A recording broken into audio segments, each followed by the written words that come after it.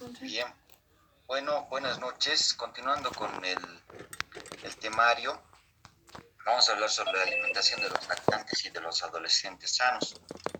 Bueno, ¿qué podemos decir de manera de introducción, no? Que obviamente la nutrición determina el origen de enfermedades en la edad adulta como diabetes mellitus, la hipertensión, la obesidad y el síndrome metabólico. Esto no, obviamente no está ligado solamente a un genético, ¿no? A una herencia familiar. También está, digamos, como que modificado por la alimentación, por el tipo de alimentación que se le da a ese tipo de pacientes. Y es por eso muy importante cuidar una buena nutrición, evitar una sobrecarga de hidratos de carbono, de líquidos, de lípidos, sobre todo grasas insaturadas que son dañinas, ¿no? Para la salud de los niños. El inicio de la alimentación es muy importante porque determina este evento es muy importante porque de esto muchas de las alergias, alergias urticarias que se ven en la edad adulta, están determinadas por el inicio de la alimentación complementaria, por el inicio de alimentos alergénicos que no se debería iniciar antes del año de edad para los pacientes. Entonces vamos a hablar sobre eso porque esto es muy, muy importante. ¿Por qué? Porque es debido a una mala orientación que se realiza por parte del personal de salud. ¿Estoy saliendo ya, Chavino? Y el control de crecimiento y desarrollo que está acorde a los percentiles de normalidad, que ya les había dicho, ¿no? Estos percentiles de normalidad están dados por las tablas que han sido validadas, no solamente acá en Bolivia, ¿no? En Sudamérica, en Norteamérica, Europa, África, han sido estudiados y pues se han determinado estas curvas de crecimiento y desarrollo que debería ser igual y unánime para todos los niños hasta los 5 años de edad, ¿no? Y eso es lo que les había hablado anteriormente, está dado solamente por el cuidado y la buena alimentación que se da a los niños, no es por la parte de la herencia genética. Después de los 5 años, ahí se ve, digamos, la parte genética, ¿no? Sí, la talla de los padres, etcétera, ¿no? Chao. Bueno, para hablar de lactancia materna, para hablar de lactancia materna, como podemos ver, cuando iniciamos la alimentación en los recién nacidos, iniciamos con la lactancia materna exclusiva hasta los 6 meses, ¿no? Hay estudios que indican que mínimamente debería ser 4 meses, pero todavía no están respaldados. Todavía se sigue fomentando la lactancia materna exclusiva hasta los 6 meses de edad y la lactancia prolongada hasta el año.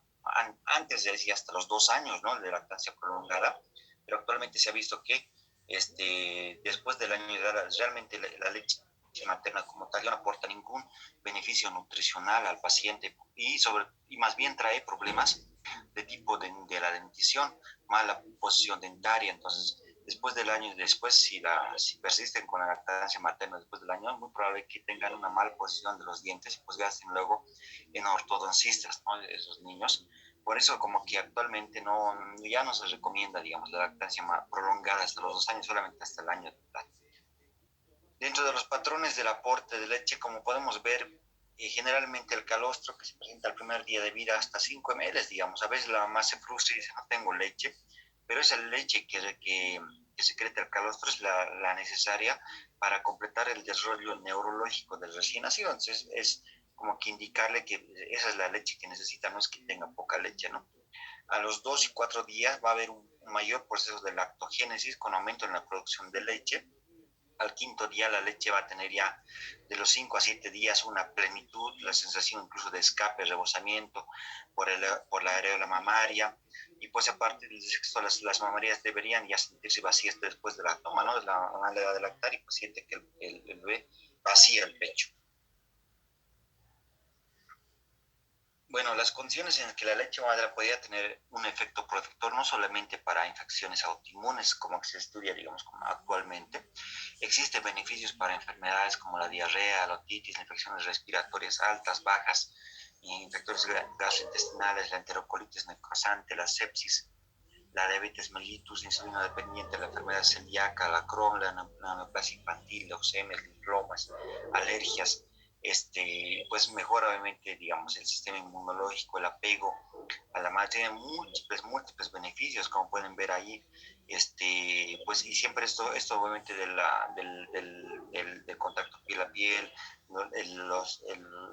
Los signos de buen apego, buena succión, buen agarre, etcétera, siempre deben estar presentes al momento de la lactancia, ¿no? Obviamente, no evitar, digamos, en lo posible el inicio de fórmulas maternizadas como tal, fomentar todavía la lactancia materna. Hay situaciones muy especiales donde realmente no se evidencia que no existe secreción láctea por la madre, ¿no? Por diferentes factores, especialmente, digamos, el que no se haya hecho un apego precoz de forma inmediata, la cesárea, que se haya complicado con una hemorragia uterina o una depresión postparto, etcétera, qué sé yo, que permita que no exista la lactancia de forma inmediata y si realmente se corrobora, ¿no? Que hay una inadecuada secreción de leche, en esos casos sí se debe como que apoyar con alguna fórmula porque el niño va a ingresar en hipoglucemia, va a perder peso, pues se va a colocar histérico y pues tiene varios beneficios,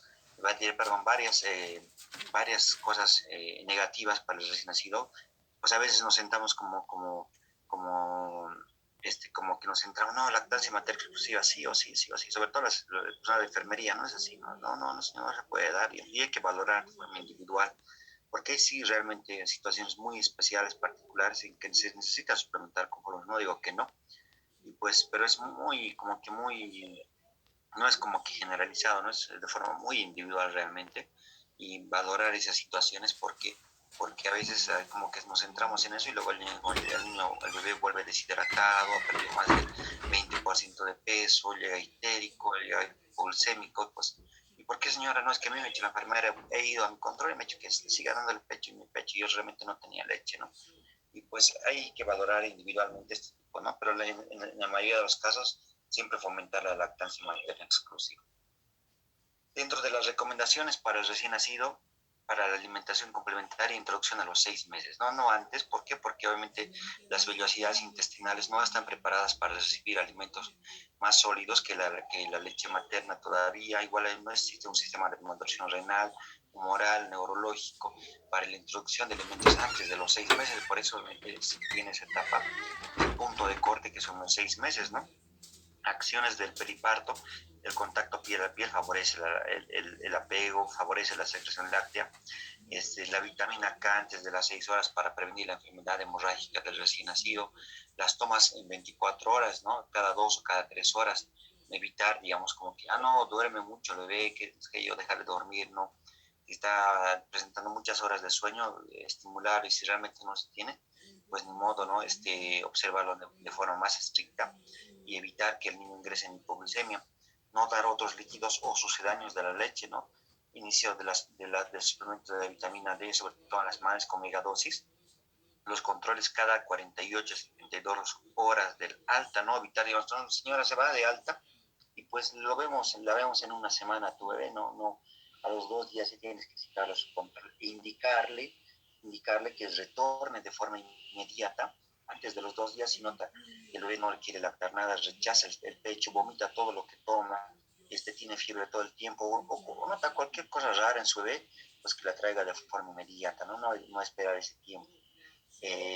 Una buena hidratación, ver la pérdida de peso que no exceda el 7 al 10% al quinto día de vida, observar cómo lacta, si tiene buen reflejo de succión, buena deglución, pues los chupones o tetinas no se debería introducir antes de las 3 a 4 semanas de edad tras la lactancia, ¿no? Primero corroborar que tenga una buena lactancia, el tiempo, ¿no? La frecuencia, cada 2, cada 3 horas, el tiempo que hay en cada mamada, 15 minutos por pecho, ¿no? 15 minutos cada pecho, y la frecuencia cada 2 a cada 3 horas, ¿no?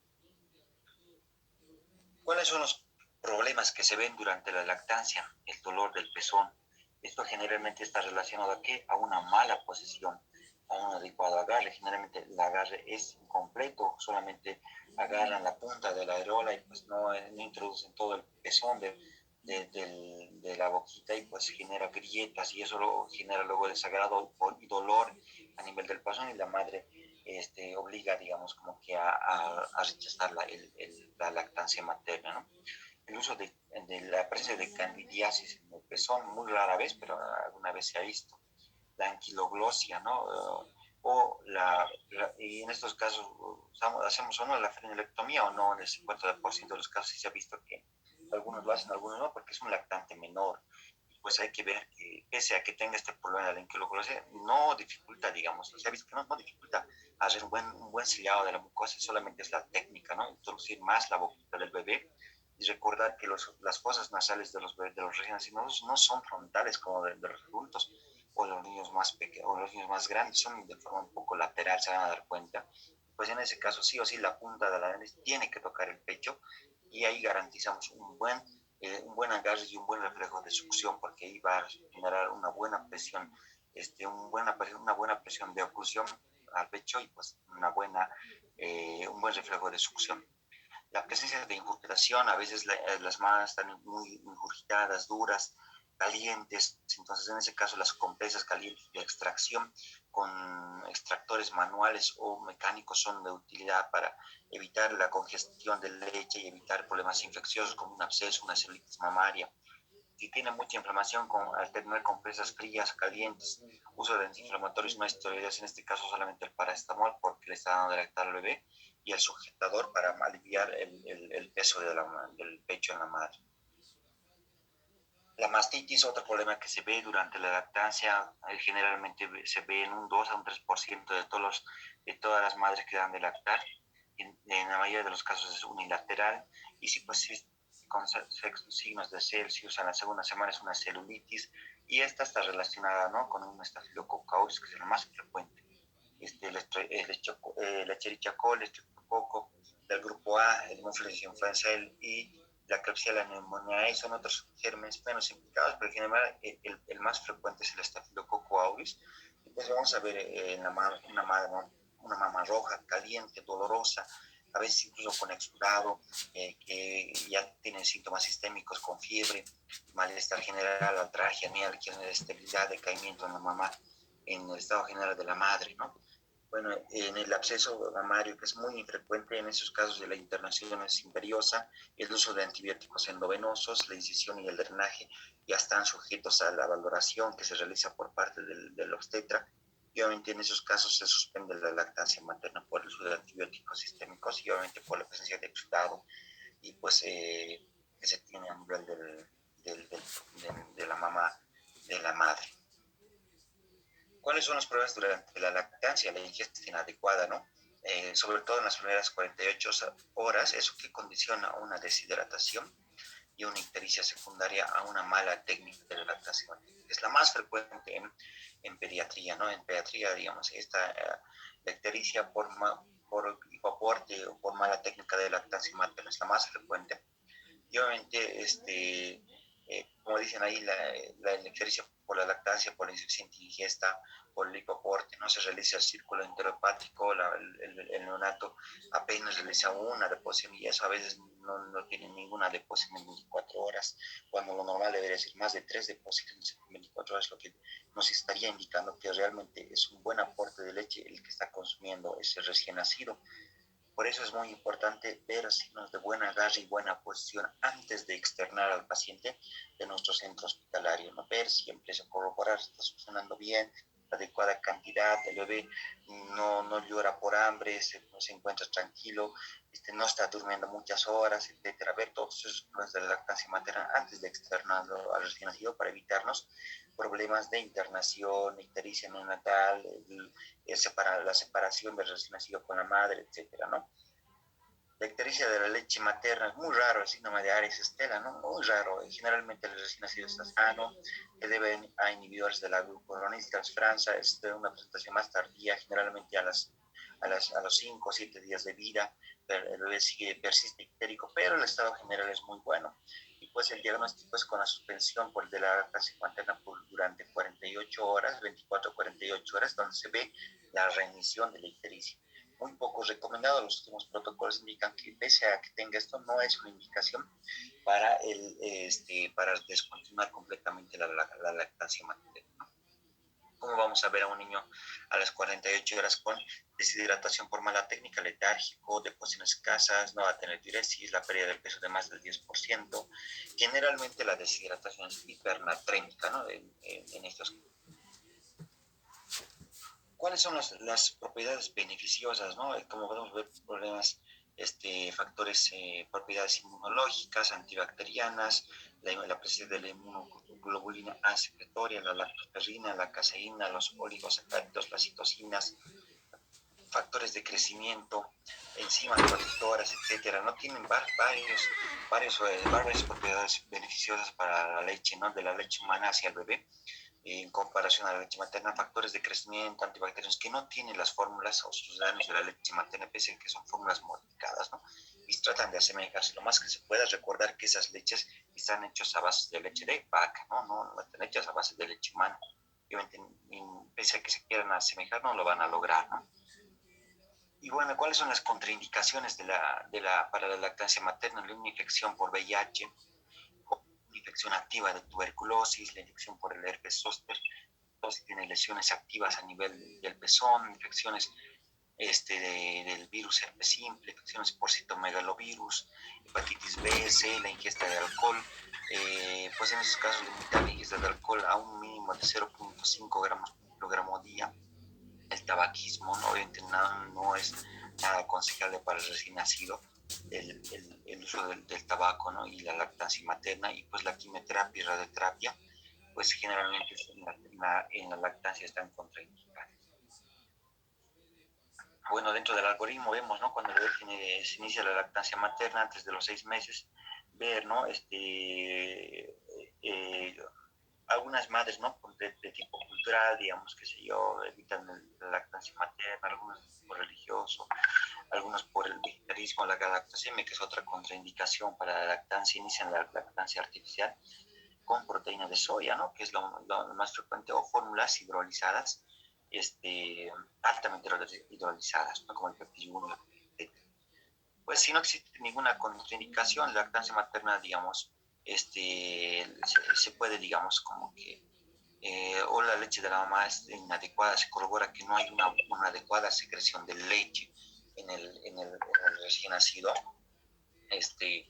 en la madre, para el inicio de la lactancia. Se puede usar, digamos, algunas leches modificadas con proteína de leche vaca, pues, ver siempre si no tiene datos clínicos de una alergia a proteína de leche vaca que está mediada por inmunoglobulina E, pues en el recién nacido valorar siempre en estos controles, pero es esto, digamos, como que se puede indicar reinicio, ¿no? De la lactancia materna exclusiva como tal, fomentar sin peso, y solamente usar las sucedáneos para evitar la deshidratación, el hipoaporte, evitar la hipoglucemia, etcétera, y una vez corregidos estos eventos, nuevamente reiniciar la leche materna, ¿no?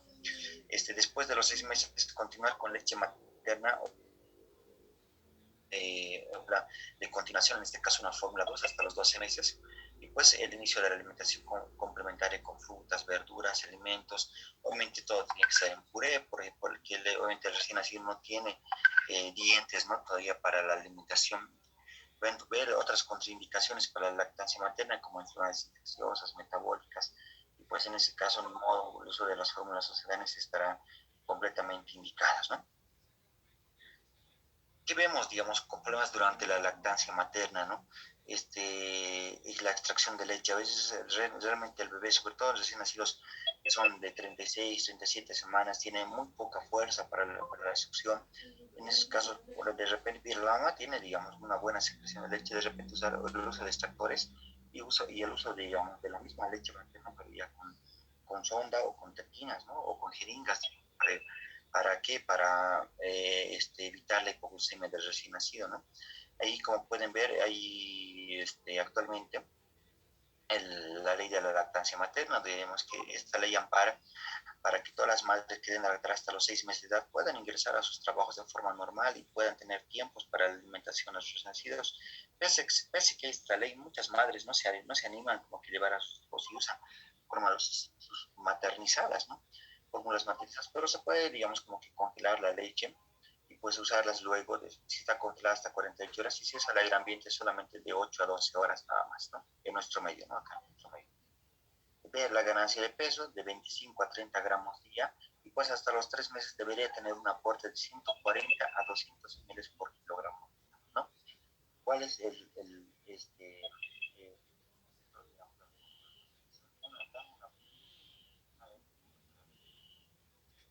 pues todavía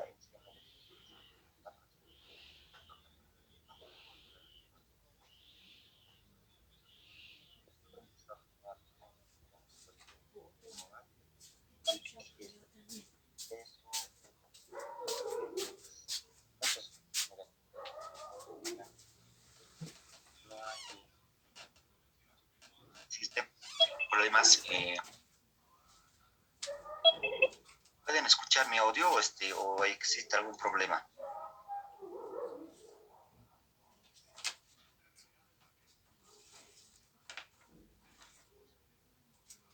Ahora sí, le he subido el volumen del audio. ¿Pueden escuchar bien? Perfecto.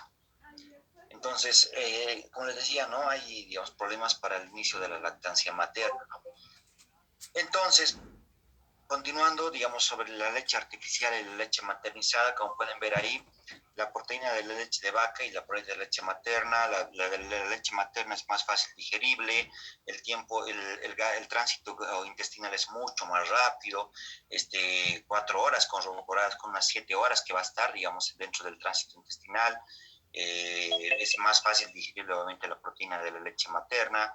Las proteínas es de 1.2 a 1.3 por 100 kilocalorías, en cambio de la leche materna es de 1.8 a 3, generando una mayor sobrecarga renal en el recién nacido, ¿no?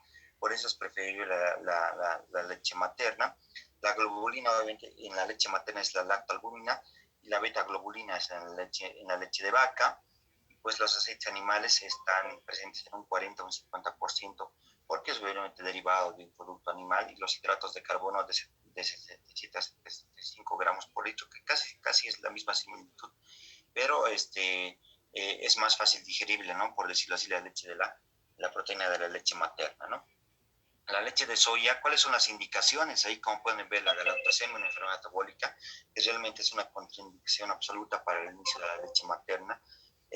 La dieta vegana, el déficit hereditario de lactasa y la intolerancia a la lactosa corroborada, entonces son indicaciones para el inicio de la leche de soya. No tiene proteínas de leche de vaca ni lactosa. Dentro de los carbohidratos tiene la sacarosa y a la maltodextrina, ¿no? que es un jarabe de maíz, como propiedad de este jarabe de soya, pues tiene aminoácidos como la metionina, carnitina, taurina, y pues las grasas de 5 a 5.5 por 100 kilocalorías, ¿no? De la fórmula de soya. Pues no se olviden estas indicaciones, que a veces es pregunta de examen, ¿no? ¿Cuándo usas fórmula de soya en los recién nacidos, ¿no? La leche con proteínas hidrolizadas se usan para problemas muy específicos, sobre todo problemas como mala absorción por fibrosis quística, síndrome de intestino corto, diarrea prolongada, enfermedad hepatobiliar, neonatos que están ventilados mucho tiempo, ayuno prolongado, no solamente la enterocolitis necrosántica, cosoperforación, etcétera. Y pues para el reinicio de la vía enteral usarás una fórmula hidrolizada para garantizar el éxito, ¿no? De tu alimentación, de la alimentación intestinal enteral de este paciente.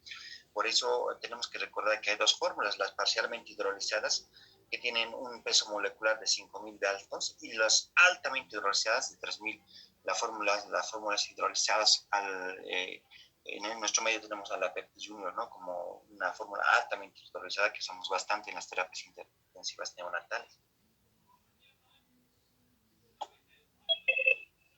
Ya, dentro de la alimentación complementaria, generalmente algunos autores dicen la leche entera no se debería usar a partir de los 2 años, ¿no? En el libro está 12 meses, ¿no? Pero hay otros libros que indican que no se debería usar hasta los 2 años. Por eso hay fórmulas modificadas, ¿no? La fórmula 3 en este caso se podría usar para los niños de 1 hasta los 2 años. ¿Por qué? Por el riesgo que se tiene para las alergias alimentarias todavía que están presentes hasta los 2 años, indica, ¿no? Pero la mayoría, digamos, como que dice, ¿no? Hasta el año, el inicio, ¿no? De leche entera como tal. Pero yo, por ejemplo, personalmente a mis pacientes, digamos, en la parte privada les indico hasta los 2 años, ¿no? De lactancia materna. Después de los 2 años ya introducir leche entera como tal, con mayor seguridad. Ver los cambios de alimentación, la duración de la lactancia, el retraso del inicio de la alimentación complementaria, que no va a ser beneficioso para el desarrollo nutricional del paciente, la disminución en el consumo de zumos. Ahí como podemos ver los principios importantes para el destete, para el retiro de la leche, empezar a los 6 meses ya, estimular el uso de la taza en lugar del biberón, introducir alimentos cada vez de forma diferente, no usar, digamos, múltiples alimentos al mismo tiempo, porque de esta forma no vamos a saber cuál es el alimento que prefiere o rechaza el recién nacido, ¿no? el lactante. En este caso, ver alimentos que contengan hierro, carnes, cereales, ver porque en esta época ya la concentración de hierro y el alto patrón de crecimiento lineal que tienen van a condicionar a que se agoten de forma rápida las reservas de hierro elemental en nuestro paciente, y eso condiciona la anemia carencial o anemia del crecimiento. Por eso es muy importante el inicio del hierro. Nos han enseñado, ¿no? O sea, en el pregrado el uso de las chispitas nutricionales, que también están, digamos, inmersos dentro de los programas de salud pública, pero yo les digo, la cantidad de hierro elemental es muy, muy bajo que tiene este producto. Entonces yo no lo uso, y además el modo de empleo, ni siquiera les dicen que después de dar, los niños ya tienen 7, 8 meses, tienen sus primeros incisivos, ni siquiera les dicen a los papás, una vez que le des en papilla la chispita nutricional, le vas a lavar muy bien los dientes. ¿Por qué? Porque a veces los padres no le lavan los dientes, le dan la papilla, y pues el hierro, como es un quelante del esmalte dental, se queda ahí impregnado en los dientes, y pues los dientes quedan luego renegros, ¿no? Quedan de una coloración negruzca. Entonces, eso, y pues luego viene a la consulta, ¿por qué sus dientes de mi hijo se han empezado a poner de este color? Y es por eso, ¿no? Porque no se le ha dado una buena orientación al respecto. Recomendar la ingesta de zinc, lácteos, trigo, arroz, ingesta de fitatos. La leche materna se debería mantener hasta los 12 meses, luego ya obviamente el inicio de fórmulas modificadas. No administrar más de 720 ml de fórmulas modificadas. No se debe administrar de más de 120 a 180 ml de zumos.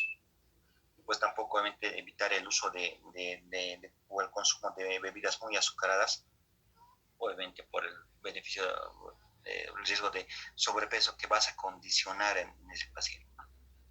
Aquí está, evitar estos alimentos, ¿no? O sea, cuando inicia la alimentación complementaria, decirles, ¿no? Mamá o papá, no le dé estos alimentos, la leche entera o sus derivados, ¿no? ¿Cuáles son los derivados? El yogur, el queso, ¿no? Evitar, digamos, esos alimentos hasta antes del año, yo digo hasta los 2 años, ¿no? Porque todavía están relacionadas con alergias alimentarias por la introducción de estos alimentos. O sea, el libro dice hasta los 12 meses, pero bueno, digo, yo les recomiendo hasta los 2 años, ¿no? El uso de leche entera como tal, ¿no? O sea, leche Anchor, Nido, Nestlé, Pila del Subsidio, ¿no? Son puras leches enteras, ¿no? Entonces, en este caso ya a los 6 meses se puede iniciar, obviamente, con fórmulas modificadas, la fórmula 2, ¿no? O fórmula de continuación, que se puede usar desde los 6 hasta el año de edad.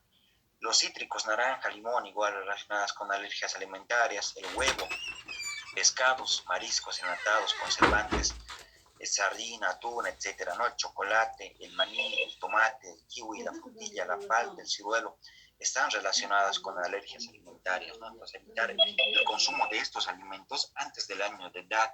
¿Por qué? Porque vas a condicionar a que el paciente luego presente alergias. No solamente puede ser, digamos, como que el estreñimiento, diarreas crónicas, lesiones cutáneas, urticaria de distintos tipos, hiperreactividad bronquial. Están relacionados estos problemas con alergias alimentarias, pero no lo vas a ver, digamos, esta la vas a ver cuando el chico tenga 4, 5, 6, 7 años, ¿no? Ahí se van a manifestar este tipo de enfermedades alérgicas. La alimentación de niños pequeños y escolares, obviamente ver, digamos, cuál es el patrón de crecimiento, si tiene un patrón de crecimiento lento, si su actividad motriz es muy incrementada, si el apetito disminuye, ver, ¿no? Si se respetan los 5 tiempos de comida, 3 tiempos de comida saludables, desayuno, almuerzo, cena, y con 2 entre comidas al día, y ver cómo triplica el peso al nacimiento.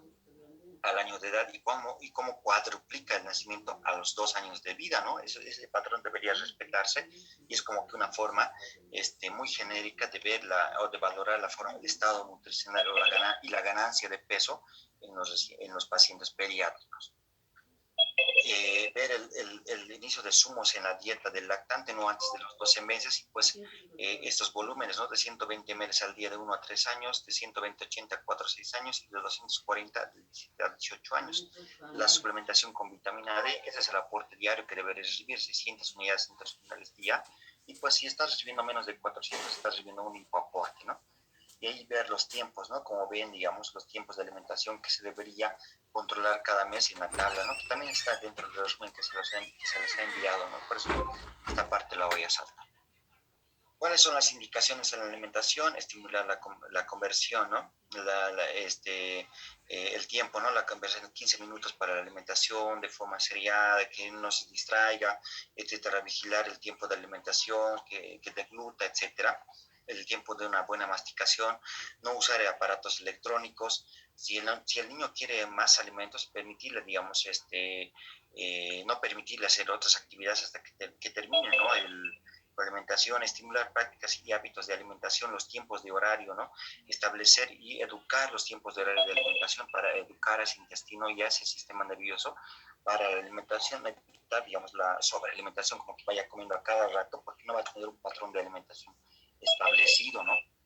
Establecido y eso va a generar problemas de desnutrición a la larga, ¿no?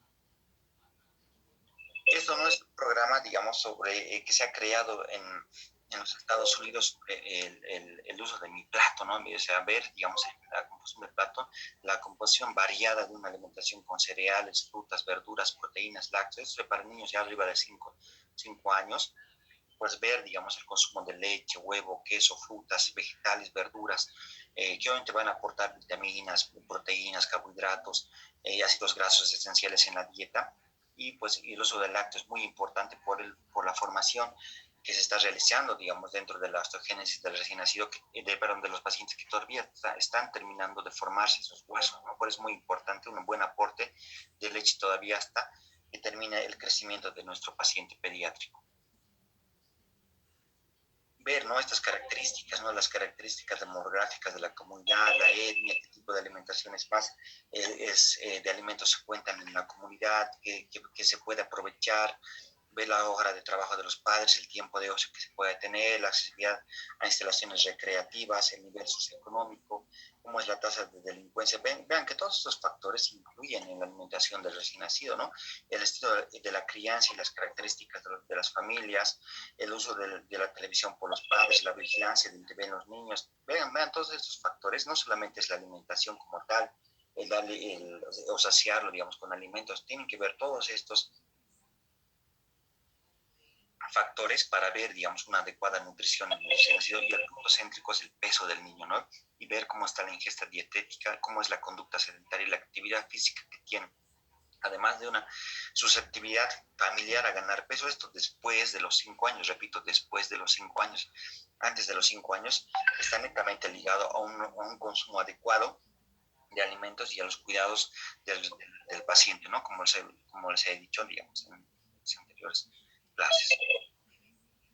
Ver el tamaño de las raciones de los alimentos, variar en función a cada grupo etario y a la edad, al crecimiento. Las comidas de desayunos tendrán un nivel calórico adecuado, mínimo o máximo, valorar eso. Los alimentos no deben contener ninguna grasa trans.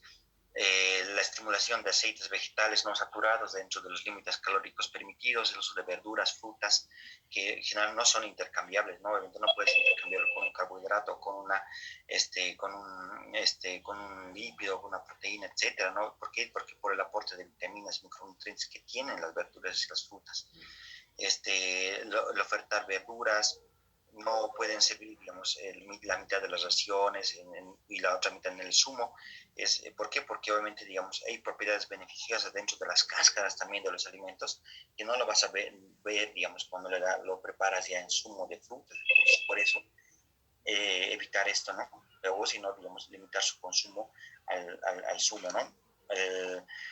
Al menos la mitad del pan o los cereales suficientemente integrales, la leche debe ser destinada, si se añade un sabor o bien la leche desnatada o con menos del 1% de grasa es lo ideal, ¿no? Lo que se aconseja, ¿no?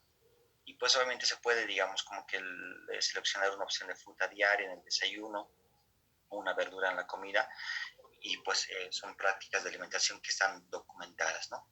Dentro del vegetarianismo, cuando ahí se excluye, digamos, la carne de animales en la ingesta diaria, digamos, de los pacientes, y el veganismo, que es el consumo, digamos, la exclusión de carne y todo producto de origen animal, se clasifican en estos, ¿no? En ovo-vegetarianismo, cuando incluye a los huevos, pero no los productos lácteos. El lacto-vegetarianismo, cuando incluye a los lácteos, pero excluye a los huevos. El ovo-lacto-vegetarianismo incluye a los huevos y a los productos lácteos. El flexitarianismo, que ocasionalmente es como que es más flexible con carne de forma ocasional. Y el pescetarianismo, que consumen pescado, ¿no? Y otras similitudes como las dietas frutarianas, inaleasas, macrobiotas o crudívoras, etcétera, ¿no? Otras variaciones, pues que no lo vemos en nuestro medio, ¿no? Pero están documentadas y en el exterior son más frecuentes por nuestro medio, por las creencias, esto más relacionados a las etnias, creencias como que personales, etcétera, ¿no? Ver esto, ¿no? Del consumo de hierro obviamente vegetal, pero ¿por qué no va a estar, no va a ser, digamos, no van a tener una buena biodisponibilidad de suplementar con hierro elemental la dieta, la vitamina B12? ¿Por qué? Porque no va a haber el consumo de productos lácteos y huevo, ácidos grasos, el nivel bajo de ácidos grasos o pentacoicos ¿por qué no se está consumiendo productos de derivado animal? El calcio y la vitamina E va a generar trastornos óseos, el zinc, porque por el uso de fitatos y fibra que impiden la absorción del zinc en estos pacientes. Y obviamente el yodo, ¿por qué no está consumido como aditivo en la dieta, ¿no? En estos pacientes que tienen la dieta del vegetarianismo. Pues como anécdota yo les cuento, ¿no? Ahí justo una vez tuvimos un paciente que empezó a convulsionar, síntomas neurológicos, un chico grande, 10 años, que era padre de unos extranjeros que viven ya hace años acá, ¿no? En Bolivia, pero que ya tenían aquí instalados mucho tiempo, etcétera. Pues llegó a la terapia intensiva y pensaron como un debut de epilepsia, etcétera, se lo abordó en la parte neurológica, etcétera, ¿no? Y pues incluso le hicimos todo el panel infeccioso, un PCR en líquido suprarraquídeo para gérmenes bacterianos, virales, etcétera, buscando, ¿no? Una infección por gente, algo, una mococo, algún dato, ¿no? Que nos dé, digamos, porque esto causa convulsionancia, deterioro de la conciencia, deterioro súbito, fasciculaciones. Pues el Glasgow se ha ido apagando de a poco, ¿no? Le hemos llegado a intubar al paciente, etcétera, porque ha hecho un paro respiratorio de origen central ya. Pues luego como que indagamos y cuál era la causa, digamos, que hace unos 3 meses atrás el papá, digamos, los padres habían decidido ya introducirlo a una dieta realmente vegetariana donde no le daban nada de productos ni de derivados animales, ni productos derivados de animales como la leche, huevos. Entonces, no le dieron ningún aporte de vitamina B a este paciente y pues le hicimos una dosificación de vitamina B6, B12 y pues salió muy bajo, entonces el diagnóstico fue un síndrome de Wernicke, lo suplementamos por vía periférica con vitaminas, el complejo B, y pues fue como algo mágico, empezó a despertar así como que a las horas, empezó a conectarse nuevamente, ¿no? Entonces, por eso, digamos, hay que ver varias cosas y siempre hacer una buena análisis en este tipo, ¿no? De cuando ves, digamos, este tipo de cosas. Muy raro, ¿no? Es realmente muy raro. El primer caso que me tocó, y pues, como le digo, como que fue muy por descarte, ¿no? Y al final ha sido una reanálisis bien dirigida a la mamá, ¿no? Bueno, es la Academia Americana de Pediatría indica 400 unidades de vitamina D adicional a la ingesta de leche, cuando la ingesta de leche es menor a 1 litro al día, ¿no? La Academia Americana como recomendación para la nutrición de vitamina D. Bueno, cuando usamos, digamos, organismos genéticamente modificados, obviamente estamos con el riesgo de introducir, digamos, alimentos carcinógenos a la alimentación, digamos, de los recién nacidos, de los pacientes pediátricos. Por eso no están recomendados el uso de estos alimentos o organismos genéticamente modificados en la edad pediátrica, ¿no? Ahí están los dos principales que se han visto implicados como carcinógenos, ¿no? En la dieta relacionados con los pacientes pediátricos. Bueno, para hablar ya de requerimientos nutricionales, tenemos que recordar esto, ¿no? Que en la infancia existe el 60% del crecimiento total, es lo que les explicaba el otro día, ¿no? Un paciente, un paciente que va a tener, qué sé yo, la edad adulta al mismo tamaño de su padre, pues hasta los 5 años va a crecer hasta la mitad del tamaño de su padre, ¿no? Es un crecimiento muy, muy acelerado. Por eso, digamos, las reservas de hierro, zinc, minerales, etcétera, en el organismo tienden a agotarse. Por eso, digamos, complementamos con micronutrientes, zinc, hierro, digamos, como programas de prevención de la desnutrición en los recién nacidos, en todos los pacientes lactantes, ¿no? En los lactantes e infantes, en la población pediátrica suplementamos por eso con micronutrientes, porque, y no solamente en Bolivia, ¿no? Esos son programas que se realizan tanto en Chile, Brasil, Argentina, etcétera, ¿no? Es a nivel mundial. Y pues como dice la diapositiva, la nutrición y el crecimiento durante los 3 primeros años de vida genera el pronóstico del paciente, ¿no? Pero sobre todo el pronóstico neurológico. Si quieres que ese paciente sea un boliviano, ¿no? Un boliviano útil a la sociedad, que sea, digamos, que tenga un buen coeficiente intelectual, que sea productivo para nuestra sociedad, etcétera. Entonces recomendarás a los padres una buena alimentación, un buen aporte de proteínas, hidratos de carbono, calorías, micronutrientes, su control de peso y talla mensual, la regularización del calendario vacunal de acuerdo a los controles que tienen, o sea, que no falten, digamos, sus vacunas, un buen cuidado, evitar enfermedades que pueden ser prevenibles por las vacunas, etcétera. Y de eso está el 90% ya ligado a un éxito, un buen éxito, que pasa que ese niño va a tener un buen pronóstico, ¿no? A futuro, ¿no? Y obviamente la desnutrición en países del tercer mundo todavía sigue siendo la principal causa de inmunodeficiencia adquirida, ¿no? En nuestro medio también no es la excepción, digamos, la malnutrición es el principal problema y pues por eso todavía se está contemplando, ¿no? El programa de desnutrición cero, que hasta el 2020 estaba, ¿no? Como que desnutrición cero para Bolivia, ¿no? Era el programa, ¿no? Pero han visto que no se ha podido cumplir y ya pues muchos ya no lo hablan, no lo platican, ¿no? Porque no se cumple esa meta lastimosamente.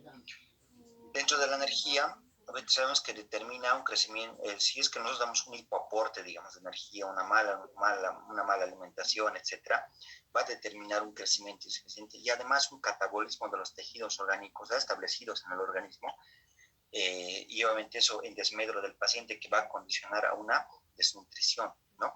O a la inversa, si damos un exagerado aporte de alimentación, un exagerado aporte de energía, va a condicionar a la obesidad, ¿no?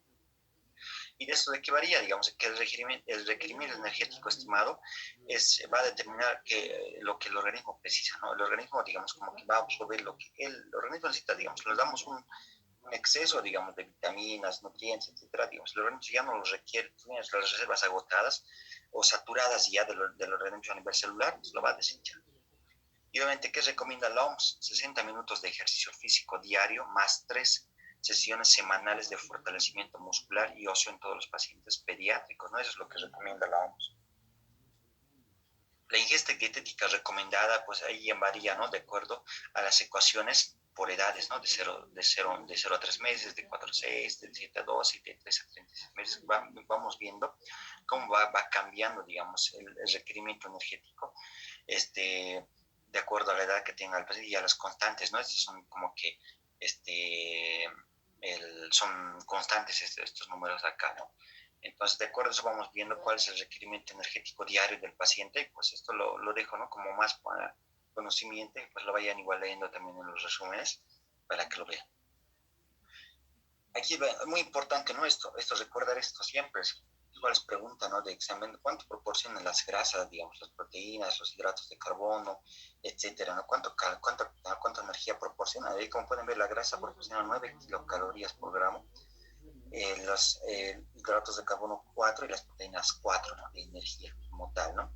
Entonces, ahí como podemos ver, el intervalo aceptable para la distribución de ácidos grasos esenciales como el ácido linoleico y ácido linoleico del omega 3 y el omega 6, que obviamente no son producidos, digamos, en el organismo y obviamente necesitamos de una ingesta extra, ¿no? De una ingesta adicional que va a estar dentro de la alimentación para el aporte de estos ácidos grasos esenciales. Bueno, dentro de los lactantes, la leche materna, en los lactantes menores de 6 meses, la leche materna es la principal fuente de grasa, ¿no? De ácidos grasos esenciales. En los preescolares, los productos animales, los aceites vegetales y la margarina son fuentes, ¿no? De ácidos grasos esenciales. Y obviamente, si las grasas, si se consumen más grasas dietéticas, va a condicionar a un mayor depósito de triglicéridos, y pues los hidratos de carbono simples tienden a convertirse en triglicéridos muy fácilmente, y eso tienden a depositarse en el hígado, ¿no? Por ende, los ácidos grasos saturados y el colesterol incrementan el LDL colesterol, que es obviamente el colesterol malo, que a la larga va a llevar a riesgo de una aterosclerosis, ¿no? Como podemos ver, fuentes, ¿no? De energía, de grasa